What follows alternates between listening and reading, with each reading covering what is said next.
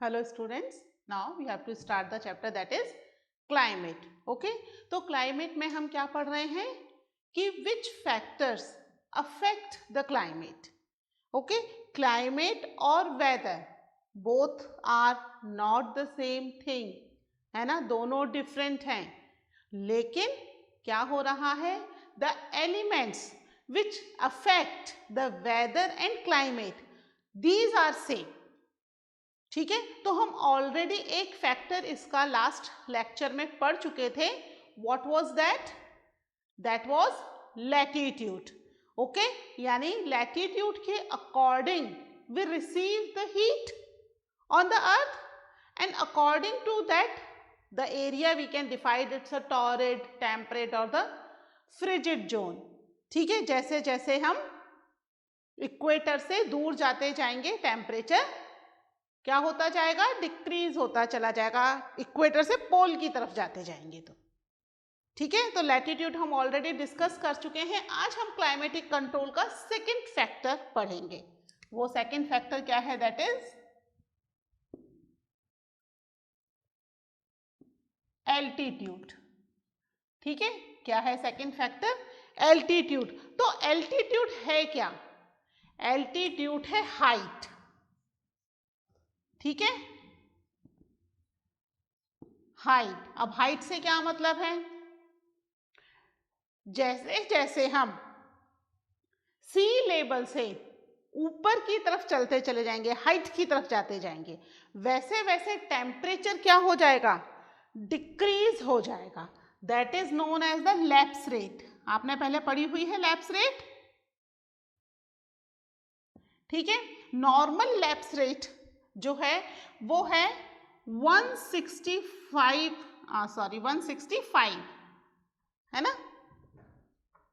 After every 165 metre पर क्या हो जाता है? 1 डिग्री टेम्परेचर डिक्रीज हो जाता है, कम हो जाता है. ठीक है, ये क्या है? This is known as the normal lapse rate. ठीक है, इसको नॉर्मल लैप्स रेट कहते हैं. ठीक है, एल्टीट्यूड का मतलब है हाइट, ऊंचाई. तो जैसे जैसे हम ऊंचाई पर जाते जाएंगे ऊपर की तरफ, after every 165 metres 1 degree temperature decrease हो जाएगा. तो और जितनी भी ऊंचाई पर हम जाते जाएंगे टेम्परेचर धीरे धीरे डिक्रीज हो जाएगा.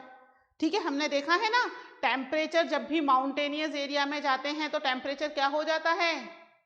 कम हो जाता है. जो माउंटेन क्लाइम करते हैं they always carry a oxygen cylinder. Why they carry the oxygen cylinder? Because when we go upward, not only temperature decreases, इसके साथ साथ जो एटमॉस्फेयर है वो डेंस हो जाता है. ठीक है, हम पढ़ चुके हैं पहले, जैसे जैसे टेम्परेचर डिक्रीज होगा प्रेशर क्या होगा? ये है टेम्परेचर. ठीक है, टेम्परेचर अगर डिक्रीज हो रहा है तो प्रेशर हाई हो रहा है, यानी कि जो एटमॉस्फेयर है वो डेंस हो रहा है. ठीक है, इसके बारे में और डिटेल में हम डिस्कस करेंगे आगे इसी चैप्टर में. ओके, तो यहाँ पर टेम्परेचर क्योंकि डिक्रीज हो रहा है और प्रेशर हाई हो रहा है, एटमॉस्फेयर डेंस हो रहा है, तो कंपोजिशन ऑफ गैसेस भी चेंज हो रहा है इसमें, है ना. इसलिए वहां जो नाइट्रोजन और ऑक्सीजन का परसेंटेज हमें मिल रहा है एट द सी लेवल, है ना, यहाँ सी लेवल पर मिल रहा है, हाइट पर जाने पर सेम गैसेस का कंपोजिशन नहीं होता है, वो चेंज हो जाता है.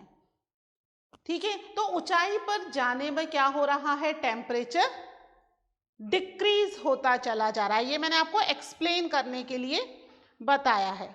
ठीक है, ये मैं रब कर रही हूं.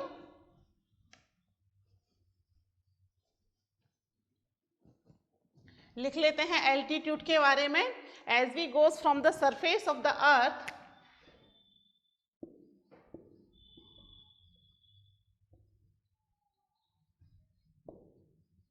from the surface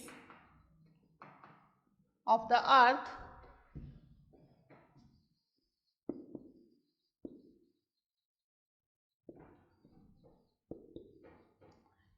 eight higher altitude.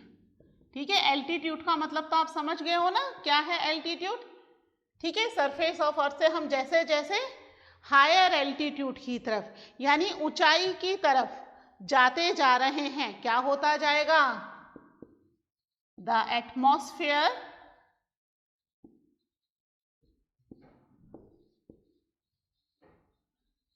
Become very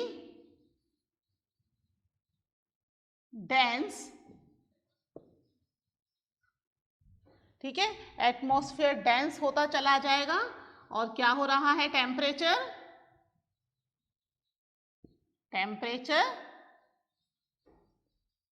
decreases. ठीक है, ऊंचाई पर जा रहे हैं, हाई एल्टीट्यूड पर जा रहे हैं, तो समझ में आई ये बात क्यों हो रहा है एटमॉस्फेयर डेंस और टेम्परेचर डिक्रीज? ठीक है, नो डाउट। चलिए, now we have to move on the third climatic control, that is distance from the sea.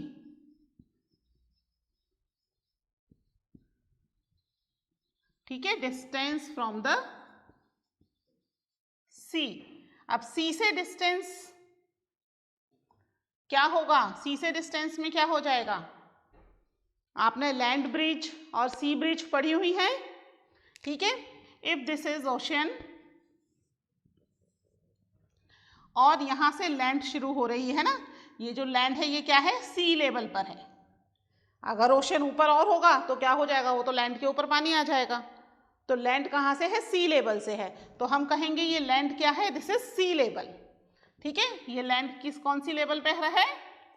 C level पर लैंड है। जो लैंड सी लेवल पर है या नियर द कोस्टल एरिया है, ओशन के आसपास है, वहां क्या चलेंगी? Land breeze and sea breeze. पता है क्यों चलेंगी? बताओ, पता है? हाँ, आप में से कुछ बच्चों को जरूर पता होगा, बट जिनको नहीं पता उनके लिए बताती हूं कि वाटर और लैंड दोनों का ही नेचर बिल्कुल डिफरेंट है, एक दूसरे से अलग है। वाटर का नेचर है कि it get time to become hot. ठीक है, सनलाइट आएगी, सनलाइट से हीट लेने में इसको टाइम लगेगा। ऐसा नहीं कि सनलाइट आई जैसे ही हीट पड़ी इट बिकम हॉट। ठीक है, ये जल्दी से हॉट या वार्म नहीं होगा। जबकि लैंड का जो टाइप है, ये लैंड है, सी लेवल लिख रखा है, इससे कंफ्यूज मत होना, दिस इज लैंड है ना, एंड दिस इज सी। तो लैंड का जो नेचर है वो ओशन से या वाटर से डिफरेंट है। क्या है? जैसे ही सनलाइट पड़ेगी लैंड वार्म होना शुरू हो जाएगी तुरंत, है ना। तो अब जो विंड्स लैंड पर चलेंगी वो कैसी होंगी? That is warm. Day time की बात कर रहे हैं, है ना। हम कब की बात कर रहे हैं? This is day time. ठीक है, डे टाइम में सन है, दिस इज सन। ठीक है, थोड़ा बड़ा बना देती हूँ, सन उसमें लिख दूंगी, कहीं कंफ्यूज ना हो आप, है ना। तो ये जो है दिस इज सन, और सन की जो हीट आ रही है लैंड पर, जैसे ही हीट आई लैंड क्या हो गई? वार्म होना शुरू हो गई। डे टाइम की बात कर रहे हैं, we are talking about day time, है ना। और जो वाटर है, वाटर का नेचर चेंज है, तुरंत ये हीट या वार्म होना शुरू नहीं होगा, इट विल टेक टाइम। सारा दिन जब सनलाइट पड़ेगी तब फिर वो जाकर के हीट होना शुरू हो जाएगा, इवनिंग तक ये वार्म हो जाएगा। तो दिन में, डे टाइम में यहाँ कैसी विंड्स चल रही हैं? वार्म विंड्स चल रही हैं यहाँ, और यहाँ पर अभी भी कूल विंड्स हैं क्योंकि वाटर अभी गर्म नहीं हुआ है, इट विल टेक टाइम। ठीक है, और जो विंड्स हैं, विंड्स कहाँ से कहाँ ब्लो होती हैं? वार्म से कूल की तरफ या कूल से वार्म की तरफ, किधर की तरफ ब्लो होंगी? अब इसमें ये चीज और समझ लो, आपकी यहां पर टेम्परेचर हाई हो गया है तो प्रेशर लो होगा। प्रेशर लो क्यों होगा? क्या रीजन है प्रेशर लो होने का? जैसे ही टेम्परेचर हाई हुआ, जो विंड्स हैं वार्म विंड्स, ठीक है, टेम्परेचर हाई होने से विंड्स वार्म हो गई, now they leave the space, ये गर्म हो जाएंगी और हल्की हो जाएंगी। हल्की होते ही ये जगह को छोड़ देंगी। मूव हो जाएंगी यहाँ से। अब यहाँ का एरिया खाली है और हमने देख लिया क्या होता है, atmosphere become dense when temperature decrease. और सी का क्या है टेम्परेचर, सी का टेम्परेचर है अभी लो, क्योंकि कूल है ना, कूल है तो टेम्परेचर लो होगा, सिंपल सी बात है। तो यहाँ का प्रेशर अभी हाई है, यानी यहाँ की जो विंड्स हैं वो हैवी हैं, डेंस हैं, तो वो नीचे ही रहेंगी। तो अब डे टाइम में सी से लैंड की तरफ, सी से लैंड की तरफ विंड्स ब्लो होना शुरू हो जाएगी, क्योंकि यहाँ की तो विंड्स क्या हो गई, मूव हो गई, यहाँ से वार्म हो गई, हीट अप हो गई, लाइट हो गई तो मूव हो गई। ये डेंस है, भारी है, तो ये नीचे ही है। अब क्योंकि इन विंड्स ने अपनी जगह छोड़ दी, तो इस विंड्स की जगह को फिल करने के लिए ये कूल विंड्स ब्लो होकर के यहाँ आएगी। This is known as sea breeze. याद रखना ये सी ब्रिज एक बार और आएगा अभी अपने, है ना। अब रात में क्या होगा, ये तो हुआ डे टाइम। डे टाइम के बाद नाइट में क्या होगा, नाइट में तो सन चला गया, यानी अब हीट नहीं है ना। और क्या हुआ, सब चीजें रिवर्स हो गई, नाइट हो गई अब, ठीक है, नाइट टाइम है। अब जो लैंड है सन के जाते ही क्या हुआ, लैंड का ये जो वार्म थी ये किस में कन्वर्ट हो गई, इट्स बिकम कूल। अब ये वार्म नहीं रही, सन के जाते ही हीट नहीं मिल रही है, और इसका नेचर है हीट नहीं मिलेगी तो लैंड कूल हो जाएगी, ठीक है। अब जो ओशन है इसने पूरे दिन सन की हीट को ऑब्जर्व किया, दिन भर गर्म नहीं हुई, इवनिंग तक होते होते गर्म हो गई। अब इसको कूल होने में again it will take time, sun के सनसेट होते ही ये कूल होना शुरू नहीं होगा, इट विल टेक टाइम। तो अभी सन जो है वो सेट हो गया, तो ओशन वाटर कैसा है, इट इज वार्म। कैसा है ओशन वाटर, अभी वार्म है, नाइट में ठंडा नहीं हुआ, धीरे धीरे ठंडा होगा, है ना। इसका मैं करूंगी, आपको एग्जाम्पल बताऊंगी, घर पे करके देखना। अब क्या होगा, यहाँ का टेम्परेचर क्या हो गया, क्योंकि यहाँ वार्म है तो टेम्परेचर क्या है, हाई, और प्रेशर क्या हो गया, लो। इसके ऑपोजिट यहाँ क्या हो गया, temperature low and pressure high. क्या होगी, विंड कहाँ से कहाँ चलेगी अब यहाँ की विंड वार्म होके मूव हो गई, क्योंकि ओशन का वाटर जो है अभी गर्म है, इट्स वार्म। तो अभी यहाँ की जो विंड्स है उस वार्म की वजह से मूव हो गई, तो अब जो ब्रीज है वो चलेगी फ्रॉम लैंड टू सी। अब ठंडी हवाएं जो हैं वो इसकी जगह लेंगी, है ना। तो यानी रात में कौन सी चल रही है, कौन सी विंड ब्लो हो रही है, लैंड ब्रिज, ठीक है। तो इसकी वजह से क्या हो रहा है, ओशन के आसपास का जितना भी एरिया होगा, ये लैंड ब्रिज अब सी ब्रिज की वजह से कैसा इफेक्ट रहेगा यहाँ पर, मॉडरेट, ठीक है, मॉडरेट इफेक्ट है यहाँ पर, ओके। और मॉडरेट इफेक्ट है यानी ना तो बहुत ठंडा है ना बहुत गर्म है। लेकिन जैसे जैसे हम ओशन से दूर जाते चले जाएंगे, अपने राजस्थान की बात कर लेते हैं, राजस्थान के आसपास तो दूर दूर तक कहीं ओशन है ही नहीं, हम तो चारों तरफ लैंड लॉक्ड हैं। Rajasthan is a land locked state, है ना, चारों तरफ लैंड से लॉक है, कहीं पर भी ओशन नहीं है, ठीक है। तो हमारे यहाँ पर क्या कंडीशन होगी, जैसे जैसे डिस्टेंस बढ़ता जाएगा, डिस्टेंस फ्रॉम द सी होता जाएगा, सी से जितना डिस्टेंस बढ़ता जाएगा उतना ज़्यादा क्लाइमेट एक्सट्रीम होता जाएगा। मतलब अगर गर्म है, समर है, तो इट्स वेरी हॉट, अगर विंटर है तो इट्स वेरी कूल। इसको मॉडरेट करने के लिए यहाँ कोई सी ब्रिज और लैंड ब्रिज का कॉन्सेप्ट नहीं है ना, ओशन के पास है, लेकिन हम क्या हैं, हम पढ़ रहे हैं about the distance from the sea, sea से डिस्टेंस। अब चूंकि सी से डिस्टेंस है तो हमारे यहाँ पर कोई भी ठंडी हवा या गर्म हवा नहीं आ रही, जो हवा हमारे पास ऑलरेडी है प्रेजेंट, यानी if we have warm winds तो हमारे आसपास भी वार्म विंड है, क्योंकि आसपास भी लैंड ही है, तो वहां से जो हवाएं हमारे पास आएंगी दैट इज ऑल्सो वार्म। अगर विंटर है और हमारे यहाँ कूल विंड्स ब्लो हो रही हैं, तो हमारे आसपास की लैंड एरिया में भी कूल विंड्स ब्लो होंगी, तो हमारे पास कौन सी विंड्स आएंगी? कूल विंड्स, है ना। ओशन तो है ही नहीं जिसका नेचर चेंज हो, हमारे पास लैंड है, आसपास में भी सबके पास लैंड है, तो लैंड के नेचर के हिसाब से ब्रीज ब्लो होगी, लैंड के हिसाब से हवाएं चलेंगी। ठीक है, तो यानी कि जैसे जैसे डिस्टेंस बढ़ता जाएगा सी से, वैसे वैसे क्या होगा?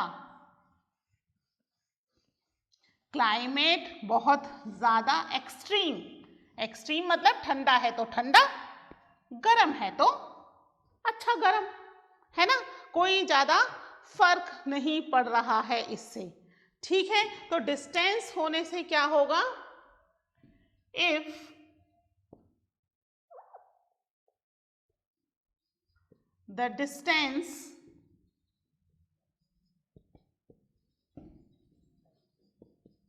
from the sea increase,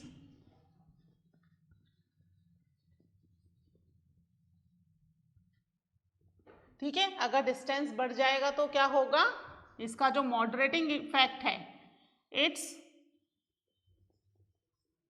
moderating effect क्या हो जाएगा? इसका मॉडरेटिंग इफेक्ट जो है इट इज डिक्रीज। ठीक है, डिस्टेंस जो है सी से बढ़ जाएगा तो मॉडरेटिंग इफेक्ट क्या हो जाएगा? डिक्रीज हो जाएगा। ठीक है, इसका मतलब जो लोग हैं वो क्या करेंगे?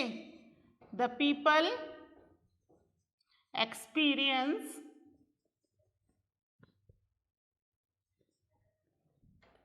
Extreme climate. ठीक है, लोग को क्या एक्सपीरियंस करेंगे? The experience the extreme climate. इसे क्या कहते हैं? This is known as कॉन्टिनेंटैलिटी।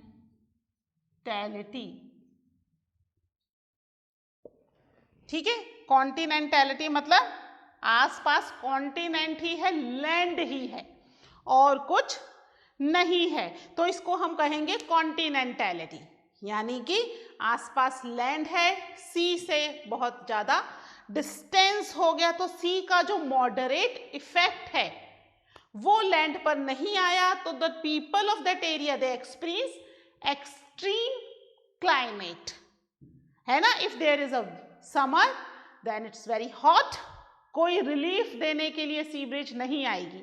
If it's winter then again it's very cool. ठीक है, क्या कहलाएगी ये चीज? कॉन्टिनेंटैलिटी। कई बार क्वेश्चन ये भी आता है, व्हाट इज कॉन्टिनेंटैलिटी? बच्चे सोच में पड़ जाते हैं, पूरा चैप्टर पढ़ा, कॉन्टिनेंटैलिटी तो नहीं पढ़ा। तो कॉन्टिनेंटैलिटी जब भी आ जाए तो आप डिस्टेंस फ्रॉम द सी की डेफिनेशन लिख दो।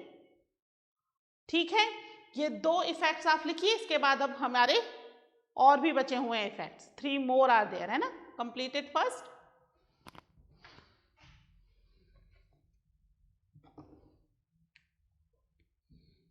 ठीक है, इसको रफ कर दो।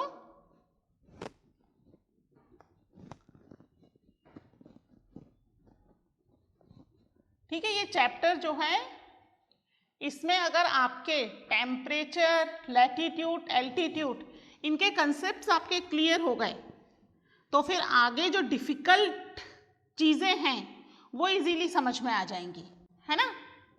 ये चीजें तो आप पढ़ चुके हो पहले, जो मैं पढ़ा रही हूं आपको, है ना, आपकी छोटी क्लासेस में 7th 8th में।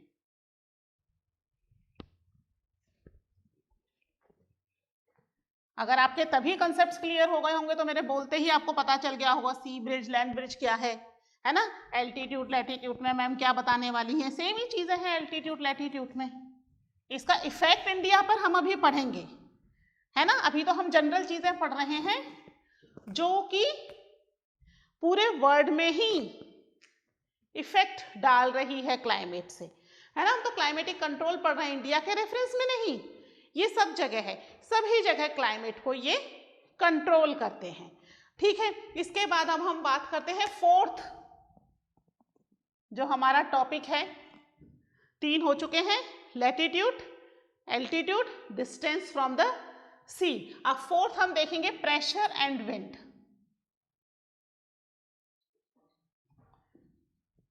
Pressure and wind. अब ये अगर आपने डिस्टेंस फ्रॉम द सी अच्छे से समझ लिया है ना, तो इसमें आप प्रेशर फ्रॉम द सी भी प्रेशर एंड विंड सिस्टम को समझ जाओगे। ये किस पर डिपेंड करता है? It depends on latitude and altitude. ठीक है, लैटिट्यूड और एल्टीट्यूड पे क्यों डिपेंड करता है? सनलाइट कितनी आ रही है ये लैटिट्यूड के हिसाब से होगा, तो उसके अकॉर्डिंगली टेम्परेचर कम या ज़्यादा होगा, उसके अकॉर्डिंगली प्रेशर होगा और विंड्स फ्लो होंगे। अभी मैं एक बार एक्सप्लेन कर देती हूँ आपको वापस से। एल्टीट्यूड, अभी एल्टीट्यूड हमने देखा ना, ऊंचाई पर जाते हैं टेम्परेचर डिक्रीज होता है, टेम्परेचर डिक्रीज होगा प्रेशर इंक्रीज होगा, प्रेशर इंक्रीज होगा तो विंड्स वहां पर डेंस हो जाएंगी, है ना। तो ये चीजें इसके अकॉर्डिंगली होंगी। तो यानी कि ये क्या कर रहे हैं? It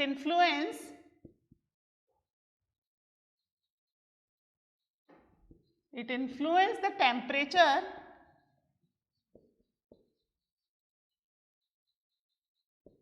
and rainfall. ठीक है, टेम्परेचर और रेनफॉल को ये इन्फ्लुएंस करते हैं, टेम्परेचर एंड रेनफॉल पैटर्न। ठीक है, इसको भी एक बार मैं अच्छे से बता देती हूँ, बार बार यही चीजें चैप्टर में रिपीट होंगी। ठीक है, देखो लैटिट्यूड से कैसे है, इक्वेटर पे जो क्या होगा, सनलाइट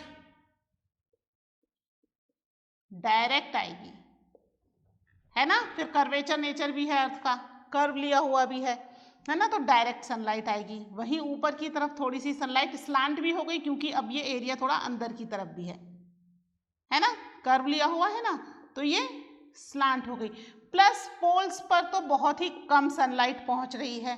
फिर अर्थ जो है दैट इज टिल्टेड ऑल्सो, तो यानी यहाँ वाले पोल पर तो सनलाइट आ ही नहीं रही, अभी इस वाले पोल पर ही सनलाइट आ रही है ना। तो सनलाइट के हिसाब से क्या हो जाएगा, टेम्परेचर जो है इक्वेटर का टेम्परेचर हाई है और प्रेशर यहाँ का लो हो जाएगा। ठीक है, प्रेशर लो हो जाएगा। ठीक है, अब अगर हम पोल्स की बात करें, पोल्स पर क्या होगा, टेम्परेचर लो होगा तो प्रेशर अपने आप क्या हो जाएगा, हाई हो जाएगा। विंड्स बिकम डेंस ना, तो नीचे ही रहेंगी। अब प्रेशर के हिसाब से विंड्स ब्लो करती हैं। विंड्स हमेशा हाई प्रेशर से लो प्रेशर की तरफ ब्लो करेंगी, या हम कह सकते हैं कि लो टेम्परेचर से हाई टेम्परेचर की तरफ ब्लो करेंगी विंड्स हमेशा। ठीक है, इंडिया में रेनफॉल का रीजन भी यही चीजें हैं, है ना। अभी हम देखते हैं इसमें कैसे हैं, इंडिया में रेनफॉल भी इसीलिए हो रही है, अदरवाइज तो इंडिया एक ड्राई एरिड कंट्री होता, लेकिन just because of this high pressure low pressure, इनकी वजह से ही हमारे यहाँ पर रेनफॉल भी हो रही है। ठीक है, तो ये जो है चीजें। अब एल्टीट्यूड क्या है, हाइट, ऊंचाई, ऊंचाई पर जाएंगे तो क्या होगा, टेम्परेचर डिक्रीज और प्रेशर इंक्रीज। तो ऊंचाई पर हवाएं बहुत ज्यादा डेंस हो जाएंगी, हैवी हो जाएंगी, है ना, और वो वहां से उस एरिया की तरफ ब्लो करेंगी जहां पर उन्हें लेस प्रेशर मिले। ठीक है, तो इसकी वजह से टेम्परेचर तो मॉडरेट होता है। हमने देखा ना, ओशन का टेम्परेचर मॉडरेट हो रहा था, है ना, डिस्टेंस फ्रॉम द सी बढ़ रहा था तो टेम्परेचर मॉडरेट नहीं हो रहा था बल्कि एक्सट्रीम हो रहा था।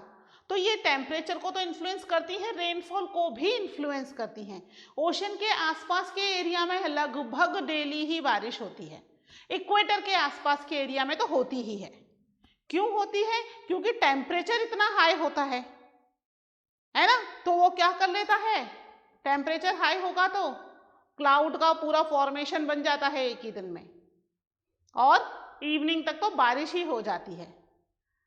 ठीक है, तो ये रेनफॉल को और टेम्परेचर, दोनों ही चीजों को इन्फ्लुएंस करती हैं, ठीक है, कंट्रोल करती हैं, कम या ज्यादा कर रही हैं, ठीक है। तो ये तो हुआ अबाउट प्रेशर एंड विंड, ठीक है। इसके बाद हमारा फिफ्थ जो पॉइंट है इसका, that is ocean current.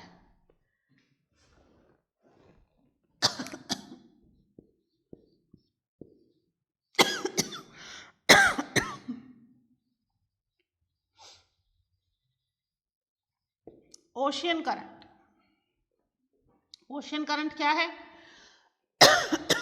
Ocean current मारता है, करंट लगता है, झटका लगता है ओशन से? नहीं, ऐसा नहीं है, ठीक है। ओशन करंट क्या है? यहां पर भी टेम्परेचर की वजह से ओशन के अंदर मूवमेंट होता है ओशन वाटर का, that is known as ocean current, ठीक है। यहां पर भी मूवमेंट कहां कैसे होगा? कूल से वार्म की तरफ, ठीक है। फिर यहां आ जाएंगी विंड्स, क्या हो जाएंगी? वार्म, ठीक है, वार्म होकर के ऊपर चली जाएंगी और फिर क्या होगा? वापस से इधर आ जाएंगी, कूल हो गई तो फिर again they move from the cool to warm, that is ocean current. यानी ओशन करंट कितने तरह के होंगे? दो ही होंगे, एक वार्म ओशन करंट, एक कूल ओशन करंट, ठीक है। तो जहां पर टेम्परेचर हाई है वहां कौन सा करंट चलेगा? वार्म चलेगा, कूल चलेगा? टेम्परेचर हाई है ना, तो ओशन वाटर कैसा हो गया? वार्म हो गया ना, तो वहां वार्म करंट होगा, और जहां टेम्परेचर लेस है वहां क्या होगा? कूल, है ना। तो अब जो वाटर ब्लो होगा वो कूल से वार्म की तरफ मूव होगा, understood? That is ocean current, जो कि क्या कर रहा है? मूव कर रहा है from the cool to warm, ठीक है। तो ये किसके साथ मूव होगा? It's move with the winds, ठीक है। तो ये क्या हो रहा है? अलोंग विद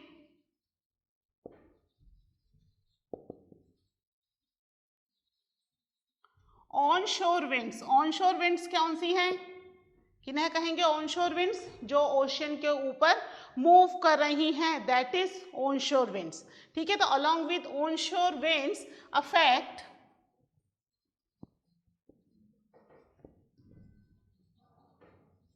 ओशन करंट, ठीक है। ये जो ऑन शोर विंड्स हैं ये ओशन करंट को अफेक्ट करेंगी एंड कंट्रोल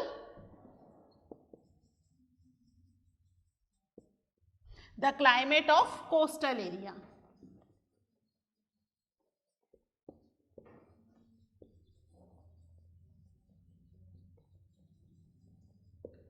ठीक है। कोस्टल एरियाज के क्लाइमेट को अफेक्ट करेंगी ये विंड्स जो कि ओशन के ऊपर चल रही हैं, ठीक है। These are the 5 points.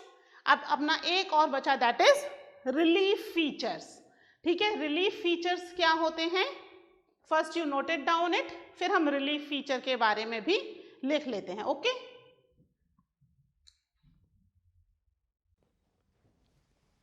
ठीक है, नोट कर लिए, इसको रब कर रही हूं।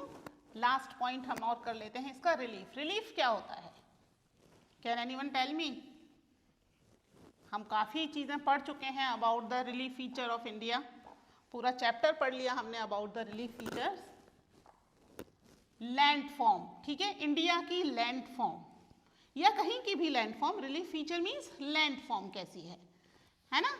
तो ये लैंड फॉर्म जो है it also play an important role to control the climate, ठीक है। तो लास्ट क्लाइमेटिक कंट्रोल का हमारा पॉइंट है that is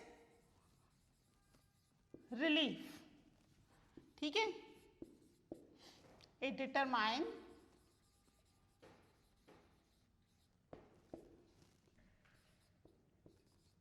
an important role to control the climate of any area, ठीक है, कैसे करता है किसी भी एरिया के क्लाइमेट को कंट्रोल रिलीफ? लैंड एरिया जो है, अकॉर्डिंग टू लैंड एरिया। अब आपका land area if it is near by the coastal, तो कैसा रहेगा आपका क्लाइमेट? मॉडरेट, है ना, लैंड ब्रिज सी ब्रिज चलेंगी ना, तो क्लाइमेट कैसा हो जाएगा? It become moderate. ठीक है, if you are away from the ocean water, distance from the sea बढ़ गया, कॉन्टिनेंटैलिटी में हो आप, तो कैसा रहेगा टेम्परेचर? टेम्परेचर क्या हो जाएगा? एक्सट्रीम, है ना, समर में बहुत ज्यादा हॉट और विंटर में इट बिकम्स मोर कूल, है ना। तो रिलीफ फीचर का फर्क पड़ रहा है या नहीं पड़ रहा? अगर आप हिमालय पे हो, ऊंचाई पर, तो क्या होगा? Temperature decrease and atmosphere become dense, पड़ रहा है। ठीक है, इंडिया पर भी रिलीफ फीचर का बहुत ज्यादा असर पड़ता है। ठीक है, क्योंकि इंडिया में क्या है, in the north side we have the mountain, Himalayan mountain है ना नॉर्थ में, एंड साउथ में क्या है? We have the ocean, three sides, peninsular India है। तो इसका भी इंडिया के क्लाइमेट पे बहुत ज्यादा असर पड़ता है। क्या इफेक्ट पड़ता है, हम इस चैप्टर में धीरे धीरे आगे जैसे जैसे बढ़ते जाएंगे आपको पता चलता चला जाएगा। ठीक है, आज के लिए इतना ही। आपके क्लाइमेटिक कंट्रोल्स जो हैं दैट इज कंप्लीटेड। आगे नेक्स्ट लेक्चर में हम पढ़ेंगे about the India's climatic control, India को क्या क्या चीजें कंट्रोल कर रही हैं इंडिया के क्लाइमेट को। ठीक है, till then take care, bye.